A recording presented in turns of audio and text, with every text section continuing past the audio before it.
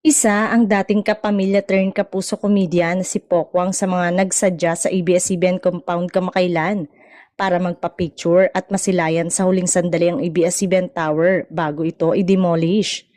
Matatanda ang ipinagbili na ang nabanggit na property ng ABS-CBN kasama ang lumang building dahil hindi na ito nagagamit dahil sa kawalan ng prangkisa.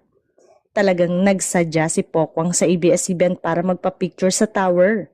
Naantig din ang mga netizen sa paghingi niya ng tawad matapos lisanin ito at lumipat sa TV5 muna noong 2020 para mag-host ng morning talk show kasama sina Pauline Luna at Ria Ataide. Subalit, hindi ito nagtagal sa ere. Pagkatapos ay tumawid sa GMA Network si Pokwang noong 2021. July 2024 dito nagsimula ang lahat ng napakalaking pagbabago sa buhay ko at ng pamilya ko. Salamat, maraming salamat po, ani Pokwang. Patawad sa aking paglisan pero di ka naman nawala sa puso ko kahit may mga pinagdaanan tayo. Basta labis ang pasasalamat ko at ng mga anak ko sa iyo. Maraming salamat po ABS-CBN. Nagsimula ang karir ni Pokwang nang manalo siya bilang grand winner ng Clown in a Million segment ng Banana Split noong 2004 sa ABS-CBN.